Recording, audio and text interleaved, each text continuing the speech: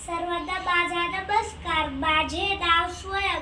सन्माननीय व्यासपीठ, आदरणीय गुरुजन वर्ग आणि मी ते माझ्या उपस्थित असलेला सर्व मित्र मैत्रिणींनो, मी आज लोकमान्य टिळक पुण्यतिथीविषयी बोलणार आहे. टिळक म्हणजे ज्ञानमूर्ती, टिळक म्हणजे त्यागमूर्ती, टिळक म्हणजे करारीमाला, टिळक म्हणजे सिंहाची गर्जना.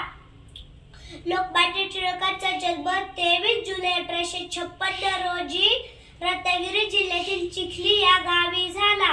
लोकमान्य टिळक हे लहानपणापासूनच खूप हुशार व निडर व स्पष्ट वक्ते होते. लोकमान्य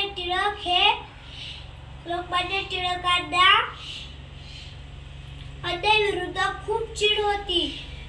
त्यांनी केसरी व मराठी या दोन वृत्तपत्रे सुरू करून लोकांमध्ये राष्ट्रभक्ती जागवली.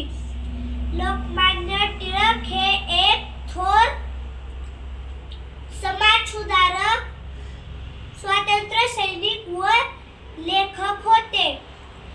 लोक त्यांना आदराने लोकमान्य असे म्हणत. 1 ऑगस्ट 1920 रोजी त्यांचे दुर्दैवी निधन झाले. क्रांतीची मशाल पेटली, सिंहाची सिंह गर्जना गरजली, स्वातंत्र्याची नवी प्रेरणा